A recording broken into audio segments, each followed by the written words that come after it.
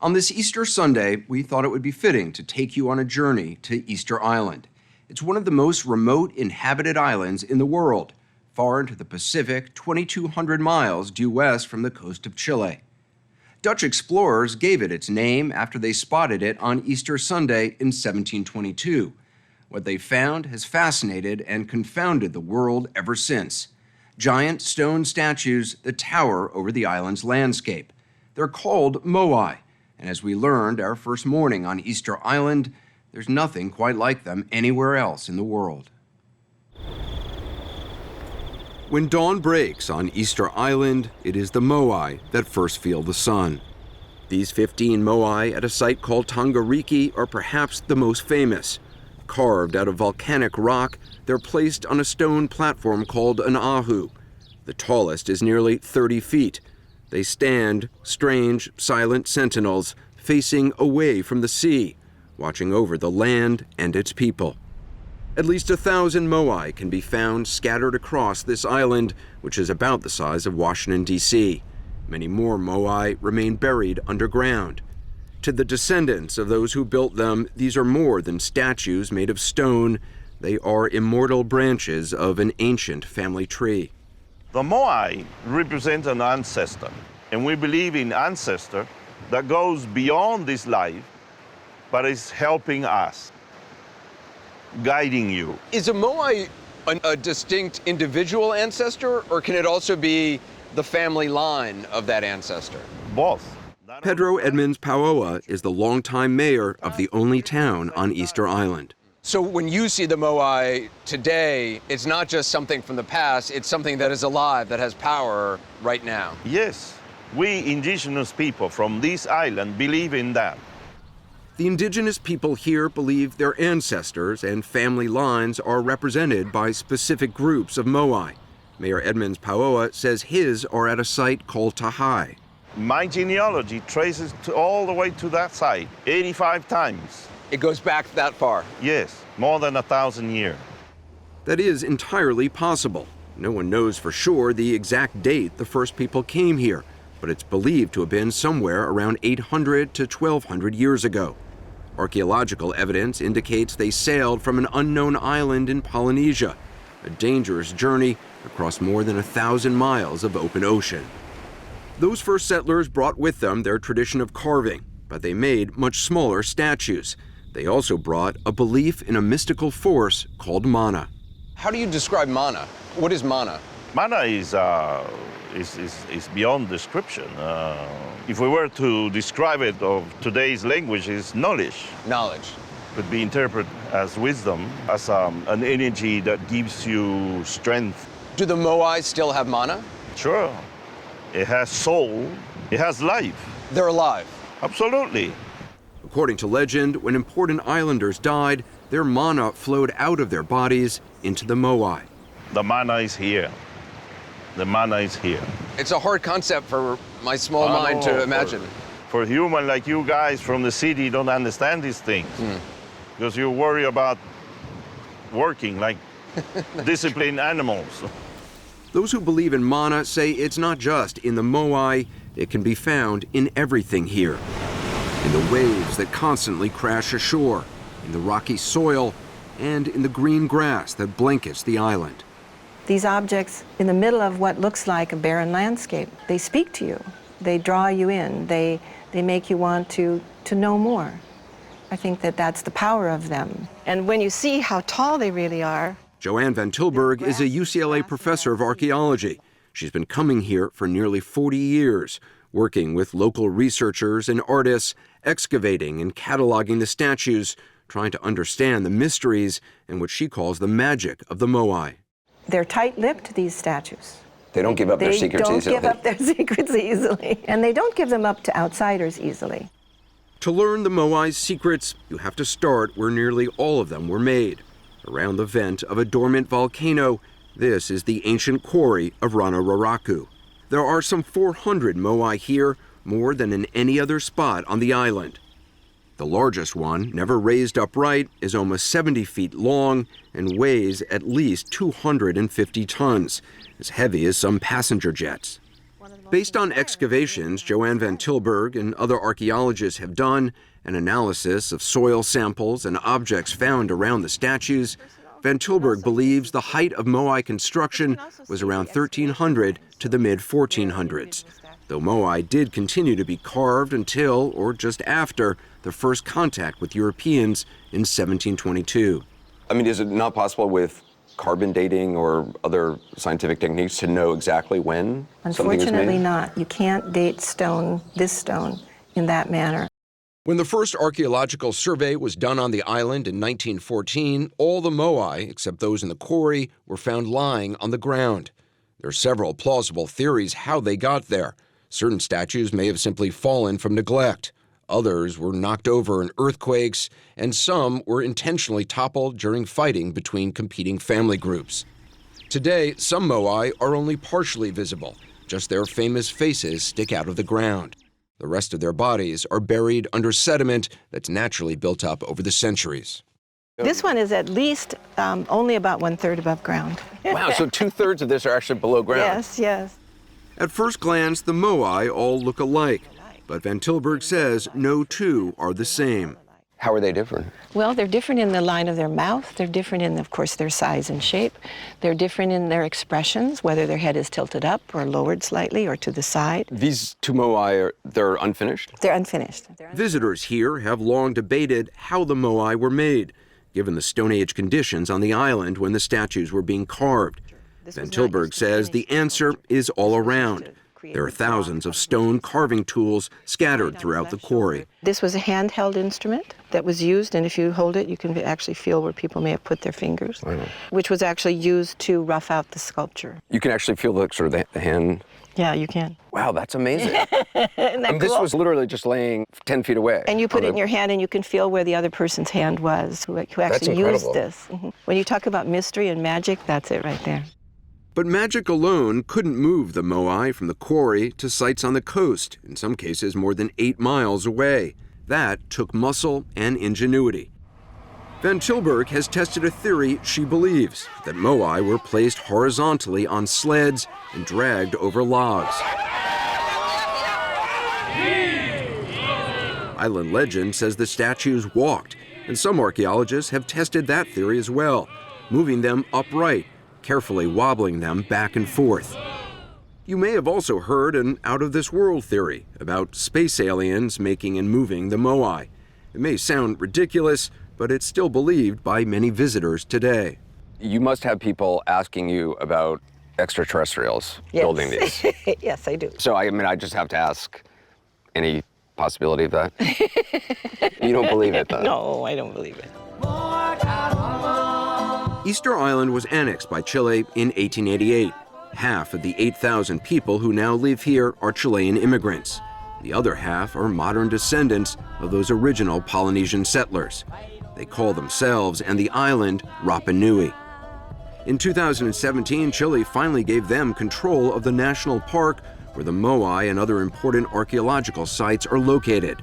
The park covers more than 40% of the island. The island of Rapa Nui was formed out of volcanic rock starting some 3 million years ago. There are now 3 dormant volcanoes that dominate the landscape. This one is called Ranocao. No one knows exactly how many archaeological sites there are on the island, but this place is like a living museum, constantly battered by the sun, the wind, and the rain. Those 3 elements are, over time, destroying the Moai. These statues may look as though they're solid stone, but they're actually quite porous. Joanne Van Tilburg showed us a small piece of the soft volcanic rock called tuff that the Moai are made from.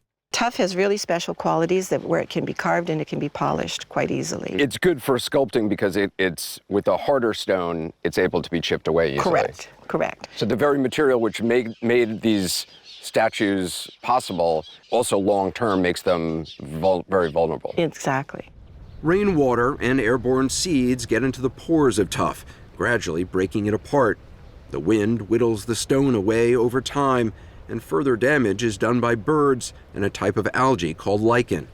Some Moai are in worse condition than others. Take a look at this one called Tukaturi. This photograph is from 1955 when it was unearthed. This is how Tukaturi looks today. The stone breaks very easily. It is just not stable. Essentially, they're dissolving. Yeah, they are. I mean, if they're standing out in the rain, they're melting like sugar cubes. Like sugar cubes in the rain. Exactly. It's that dramatic. In the 1990s, with help from the Japanese government, the 15 moai at Tongariki, which had fallen or been toppled over, were reconstructed, along with the stone platform they now stand on.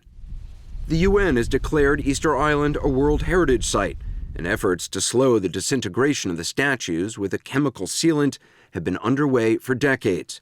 But so far, only about 20 moai have been treated. The process is expensive, money the island doesn't have. It's also not a permanent solution. The sealant only delays the inevitable. One day, these moai will likely disappear. Is there a plan, a conservation plan, an environmental plan for long-term in the future? No, There's not. none. None at all. Mayor Pedro Edmonds Pauoa is frustrated. There's a lack of consensus among the Rapa Nui about how to preserve the moai. And the island's infrastructure is under pressure from all the tourists who want to come see the statues. A few decades ago, there were only 2 incoming flights a week. Now there are 2 almost every day. Thank you. Cruise ships also make regular calls, just long enough for passengers to get off the boat, grab some souvenirs, and snap a few selfies. In all, 120,000 tourists visited last year. That's too much. If tourism continues to grow, is that sustainable here? No, it's not sustainable. Christian Moreno Pacarati is a historian who earns his living training tour guides. Do you have concerns about the impact of tourism? So, in material terms, the community has never been better. But in general, it's much less friendly than it was some time ago. He says the more the island caters to tourists, the less like home it is for the people whose ancestors built the moai. Today, we are kind of forced to see the statues from far away, just like the tourists that come here. People of my generation, right? We could go there and touch the statues and be part of the statues and hug the statues. How can I explain to my son today that my son cannot do that? Despite no longer being able to touch them, he still feels the same sense of wonder he's always experienced when visiting the moai. You've been here probably thousands of times. 1,000 times, yeah. No, it's still awesome. It's something that you still feel awe when you're here. Even Christian Moreno Pacarati supports the efforts to preserve the moai, but believes it'll take more than mana and money. He has his own somewhat radical idea on how to ensure the moai keep standing. The only way to keep them alive is to keep alive the art of making and moving statues. So you would like to see the people of Rapa Nui making new moai? That's right, because these will disappear one day. So if the art of making them is still alive, we will never lose the statues.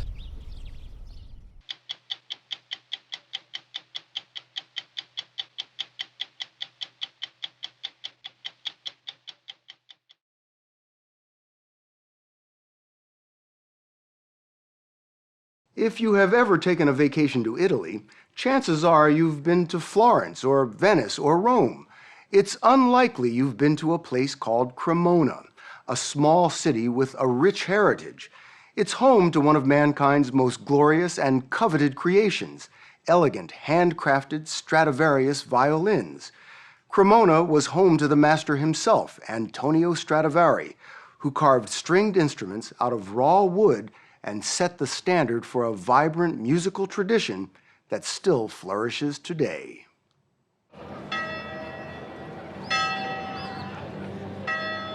Time seems to stand still in the small northern Italian city of Cremona.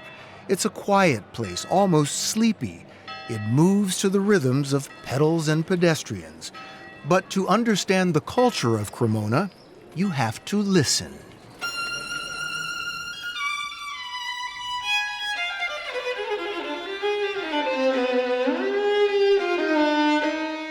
It's believed the violin was invented here. To an audience of schoolchildren in a Cremona concert hall, Ukrainian musician Anastasia Petrashak plays a violin made 300 years ago by the most famous violin maker in history, Antonio Stradivari. He plied, many would say perfected, the craft of violin making in Cremona in the 17th and 18th centuries. There are tributes to him all over town. The city's violin museum pays homage to Stradivari and his magnificent creations. And they are really our history. Paolo Bodini, a doctor, the former mayor of Cremona, and a director of the museum, took us on a tour of what he calls the treasure box. So, Paolo, these four all by Stradivari? Yes, we're in the middle of the Stradivari world. You live with these all the time. Is it possible you have a favorite? I would say the 1715 is my favorite as far as the sound. Many of Stradivari's 1,100 instruments have decayed or disappeared over the years, but a number that survived are in remarkable condition and in great demand by musicians all over the world.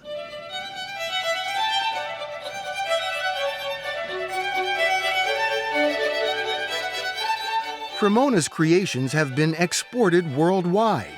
Here at a Stradfest in Los Angeles, an event almost as rare as the instruments. Not one, but several Stradivarius violins on stage together. These world-class violinists played second fiddle to the old master.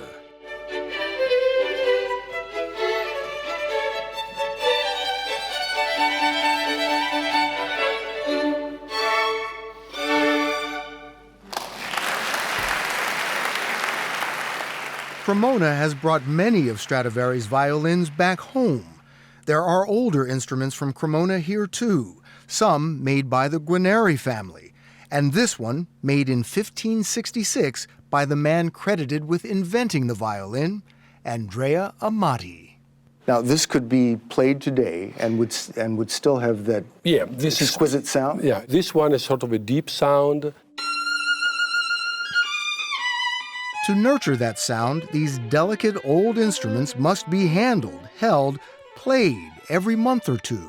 They're not just museum pieces that sit No, if you want to keep them in shape, you have to play it quite, I wouldn't say quite often, but once in a while. You know, they need to vibrate to be kept alive. And when these exquisite, valuable instruments are taken from their cases to be played by Anastasia Petrashak, they get armored car-type security. It's a measure of their timeless power and versatility. In Anastasia's hands, the 300-year-old Strad is just as adept playing a serene passage from Paganini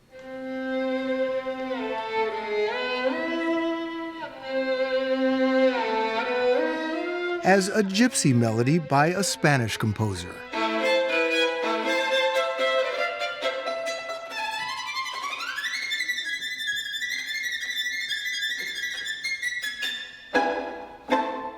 I don't need something better, because there isn't something better. Itzhak Perlman, one of today's most celebrated violinists, plays only a Strad, though he has a more humble name for his, a fiddle.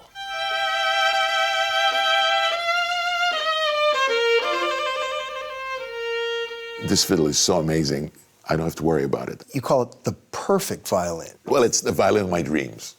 You know, if you want to play a pianissimo that is almost inaudible and yet it carries through a hall that seats 3,000 people, there is your Strad. So describe the sound produced by this Stradivarius. I can actually see the sound in my head. I can actually see it. It has silk. Oh, God. It's so difficult to describe, but each sound is different. So this one has that sparkle. There's a sparkle to the sound. Somebody said it's just the Cremona magic. Could be. It could be the DNA of the city. In almost any other Italian city, a medieval piazza and cathedral this magnificent would be crawling with foreign tourists. But Cremona is off the beaten path. It doesn't draw many visitors. But don't mistake it for some charming music box time has forgotten. Cremona actually is a very international city, where the past and present coexist quite harmoniously. Thousands of violins still are made here every year. There seem to be more violin shops than espresso shops in Cremona. There are 150 of them. Stefano Konia came here from Hungary more than 40 years ago. Edgar Russ moved from Austria and makes violins, violas, and violoncellos. Matthias Heiligers came from Holland. He says he and all the other violin makers were drawn by Cremona's history and tradition. Do you feel the old master when you're walking through these streets? Well, yes, it's a matter of realizing that the man who made all those incredible instruments that we are admiring every day and we're listening at in the concert halls were made by a man that actually walked on the street here, because the streets haven't changed, the houses haven't changed. Neither has the way Matthias Heiligers and the other craftsmen make their violins. About the only thing that has changed in the past 500 years, workshops today have electric lights. The violin makers use compasses, hand saws, glue, no nails. The tools are simple, the craftsmanship precise. This is the way Stradivari did it.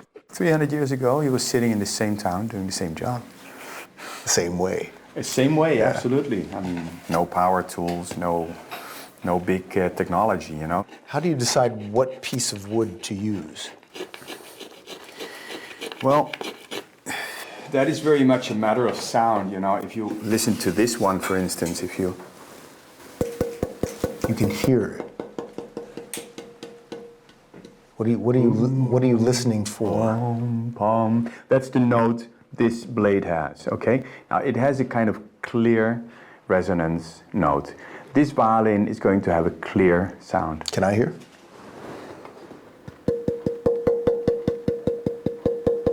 It's kind of high, but it's clear in color, not so dark. The violin makers of Cremona have used wood from the very same forests for hundreds of years. Maple from Bosnia and red spruce from this one valley in the Italian Dolomites. It's said Stradivari first discovered the acoustic qualities of these woods. Now, visitors show up every year to honor the trees, and Italy being Italy, there's a violinist to play a concert, not for the spectators, for the trees.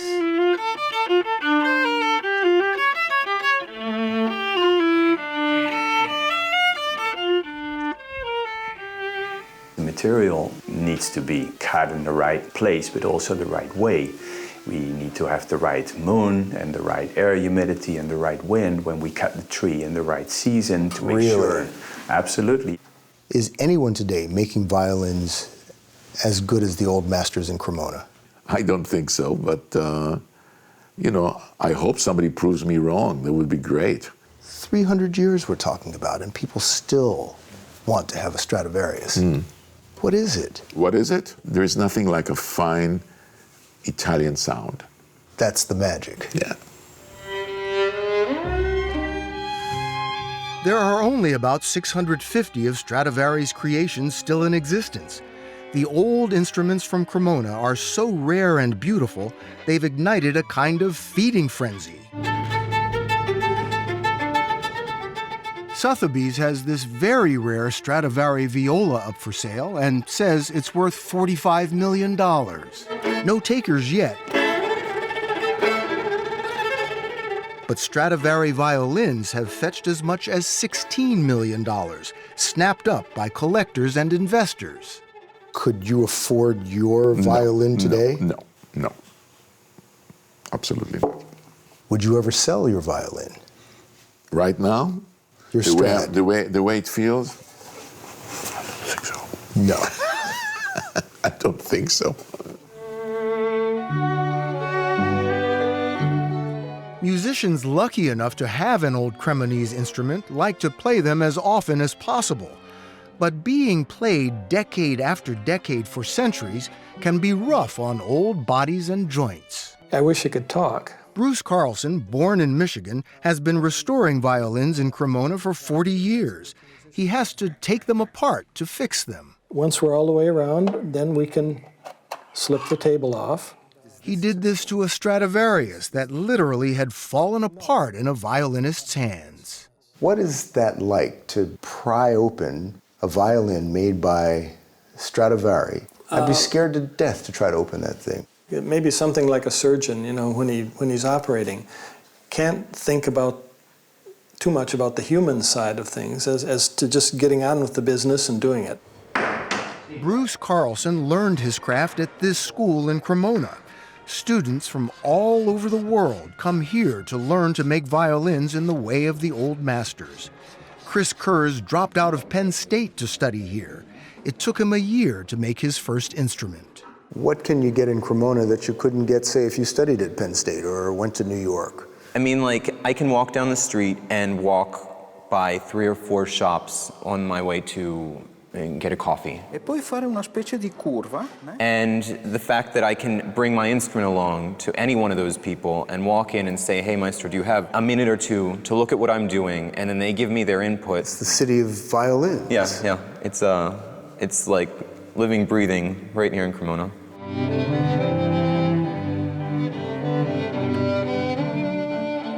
Living, breathing here on the stage of the city's Grand Old Hall, a 21st century chamber orchestra featuring a 300-year-old Stradivarius. It's a tradition, a sound, a gift from Cremona.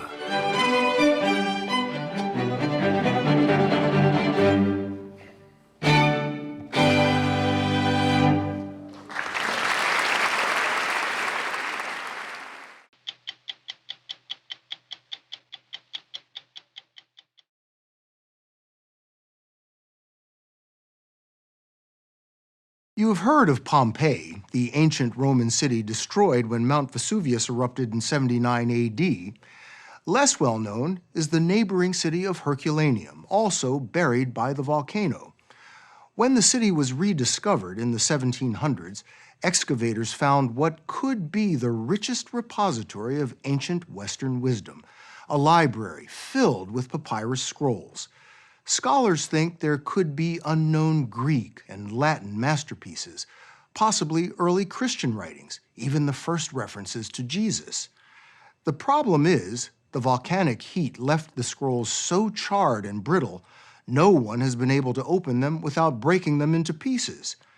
We heard 3 scholars might finally have found a way to unravel the mystery of the scrolls.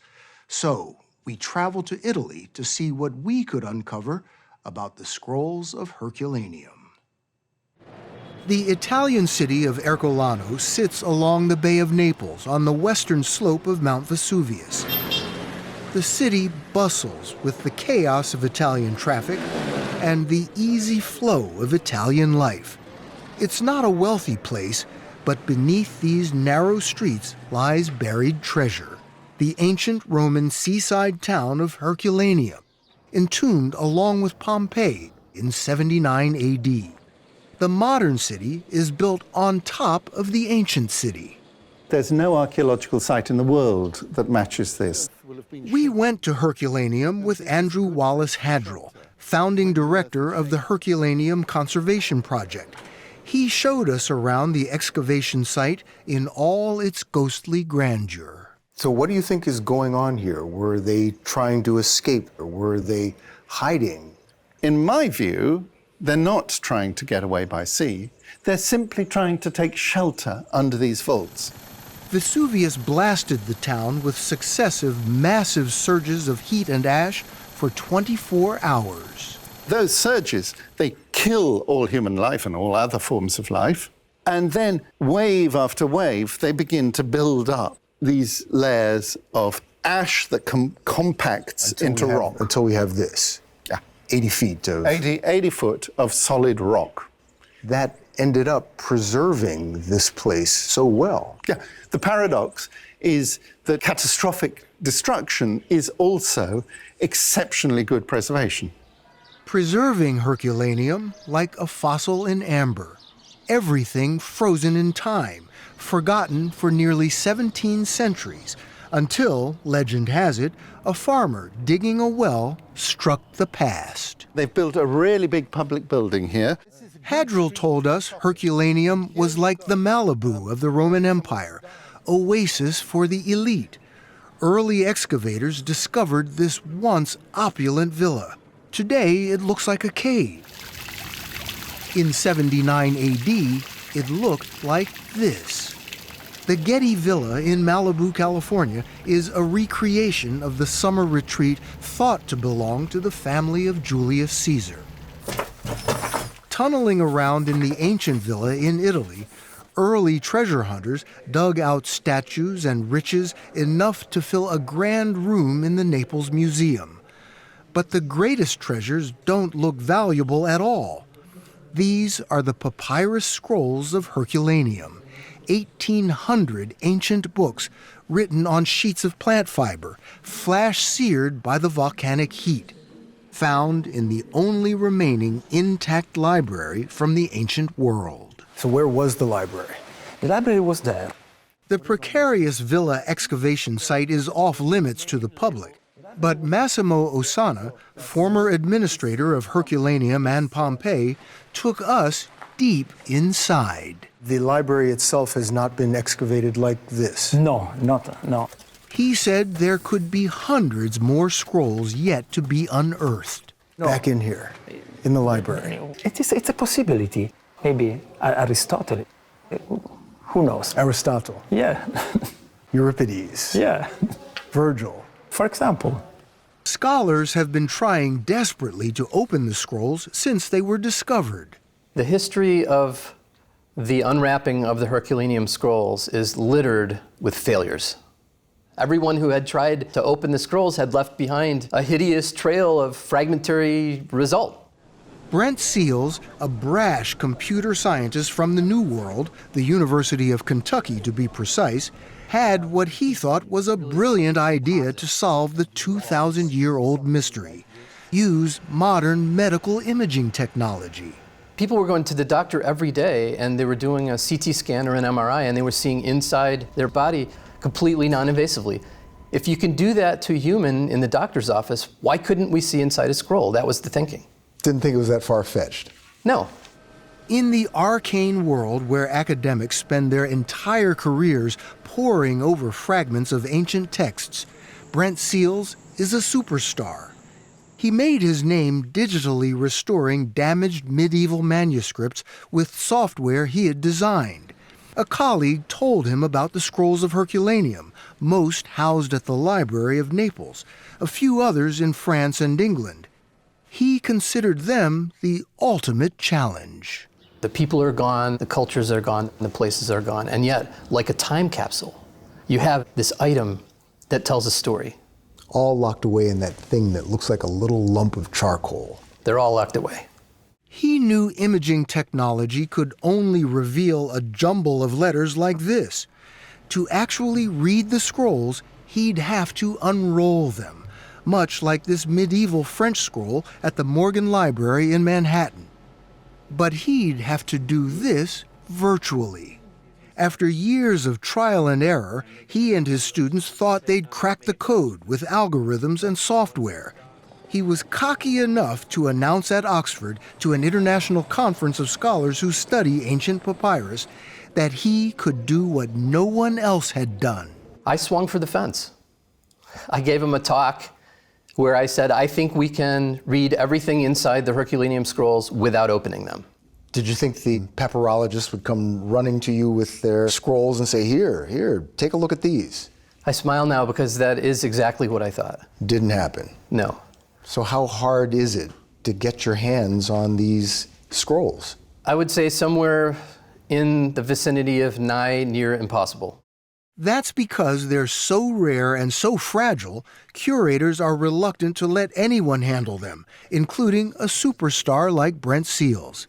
They wouldn't relent even after he published a paper theorizing a better way to peer inside the scrolls, with this, a synchrotron, a super powerful X-ray generated by electrons racing around this ring at almost the speed of light.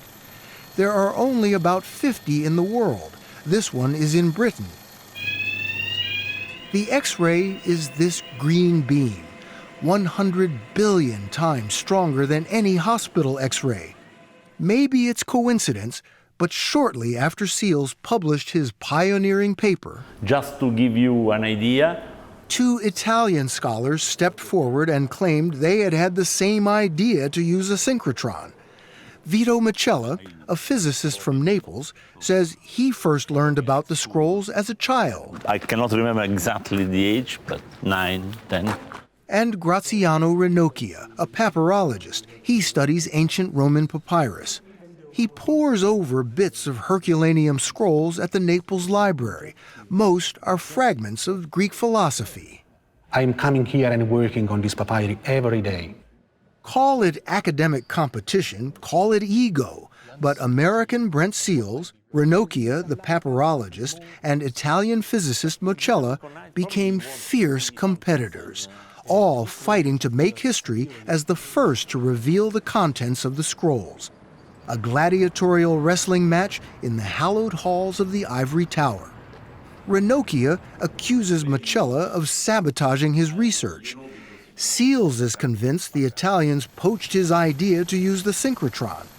The mystery of the scrolls is playing out like some tragic Italian opera. You know, they say, Bill, that the reason academics argue is because the stakes are so low, right? The stakes actually are really high. If you think about the possibility of revealing these manuscripts to the world from 2,000 years ago that no one's ever read. And, okay, so now we're going to argue with each other? Really? I mean, maybe we could do that later, after we've read them. But the two Italian rivals used their European connections and convinced curators to let each of them, and only them, have limited access to a few scrolls to scan with the synchrotron. They leapfrogged over American Brent Seals and raced to this one in Grenoble, France. Micella got there first.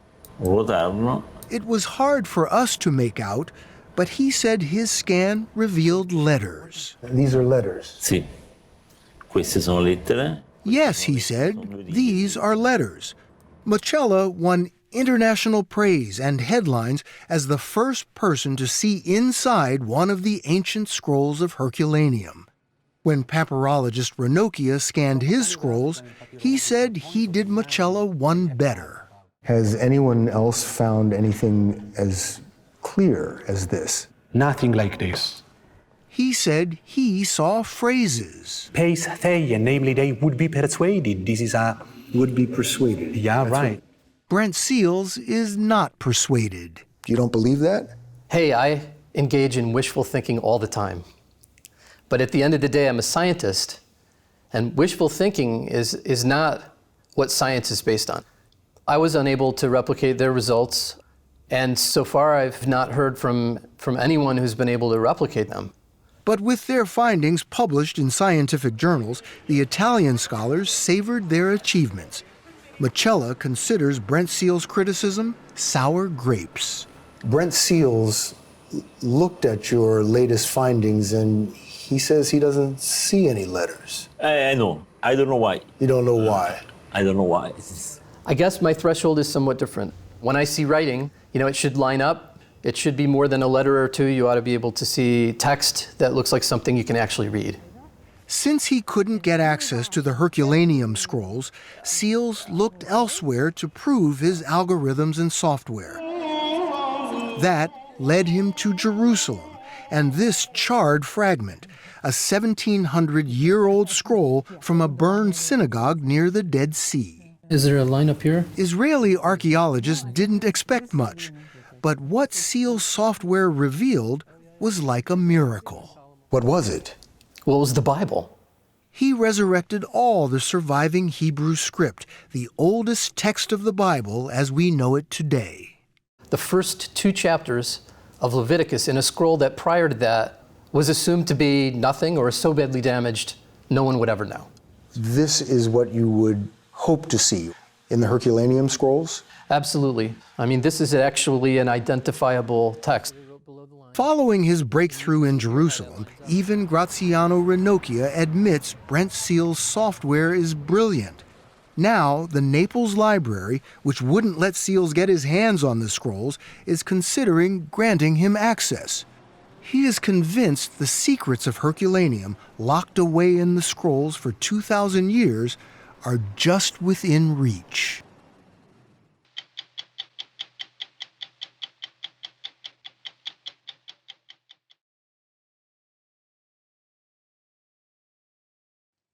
Almost exactly 4 years ago, the Cathedral of Notre Dame in Paris caught fire. It was one of those 21st century moments that people around the world experience together, staring in horror at live video on their smartphones and televisions. For the people of France, it was especially traumatic, because Notre Dame has been a powerful symbol, both sacred and secular, since medieval times. French President Emmanuel Macron pledged that Notre Dame would be reopened by the end of 2024. He couldn't have known then how hard it would be to keep that promise. But on this Easter Sunday, 4 years later, the resurrection of the great cathedral seems within reach. Flames tore through the roof of Notre Dame on the evening of April 15, 2019, and spread with incredible speed and ferocity, engulfing her 200-foot spire. Everybody stops. Jean-Louis Georgelin is the man now in charge of restoring Notre Dame. And a lot of people in France cry because they feel that something very deep in the soul of France, in the spirit of France, was about to collapse. Only a heroic effort by the Paris Fire Brigade saved Notre Dame from collapse, as a few staffers raced through falling embers to rescue precious relics. Philippe Villeneuve, the cathedral's chief architect, was out of town that night and raced back to Paris. He was devastated by what he saw. I've said that the little boy who was in love with the cathedral and the architect who was in charge of it died that day, and another man took over and said, "I have to save the cathedral. It's my mission. It's my duty." Villeneuve now shares that duty. If he's the artist who knows every inch of stone in Notre Dame, retired Army General Georgelin is the commander, called back to meet that 5-year deadline. I will relax only when this will be done. What does this cathedral mean to the people of France? The Cathedral of Notre Dame de Paris is in some way the heart of France. For the Catholic, of course, for the Christian, but for everybody. All the great events of France in some way or another took place here in the cathedral. Napoleon crowned himself emperor in Notre Dame in 1804. In 1944, as Paris was liberated from Nazi occupation, General Charles de Gaulle braved sniper fire to enter the cathedral. In many ways, you could say that she's the People's Palace. Agnès Poirier is a journalist and author who lives and works just across the River Seine from Notre Dame. She and her neighbors watched the most horrifying moment the night of the fire, the collapse of that imposing spire. I remember the scream of the crowd saying no, as if they couldn't conceive such a thing. That spire meant so much to Philippe Villeneuve that he had it tattooed on his arm. On dit que j'ai Notre Dame dans la peau. They say that I have Notre Dame in my skin, he told us. It's very practical because when I have to explain how the spire fell, it's always better to show that from here to there it tipped over. The huge spire, made of oak and covered in lead tiles, crashed through 2 of the stone vaults which form the ceiling of Notre Dame, leaving gaping holes at the top and heaps of broken stone and charred wood on the floor below. Deuxième élément, c'est l'espèce de tabouret. The top priority was to shore up the grand cathedral's weakened structure. Huge temporary wooden supports were placed under the surviving stone vaults of her ceiling and under the flying buttresses to save this prime example of medieval engineering. We have to check every stone in the cathedral, every pillar. At the same time, a huge decontamination project was mounted to remove lead tiles that had melted from the burning roof and spire and all the toxic lead dust spread by the fire. 4 years on, workers still take extraordinary precautions against lead poisoning. We had to wear disposable hazmat suits to enter the cathedral. Tons of rubble had to be removed. Paintings and stained glass windows were taken away for restoration, and twisted steel scaffolding erected for ongoing restoration work had to be dismantled. So you were in the process of restoring the spire when the fire broke out in 2019. Did your restoration project have anything to do with the fire breaking out? Une enquête a toujours lieu. An investigation is still underway, Philippe Villeneuve told us, and no cause of the fire has been identified. But personally, it's unbearable. This fire never should have happened, and it did. Inevitably, I feel responsible. So, you know... At that point in our interview, Villeneuve switched to English with a rueful smile. In reality, I'm totally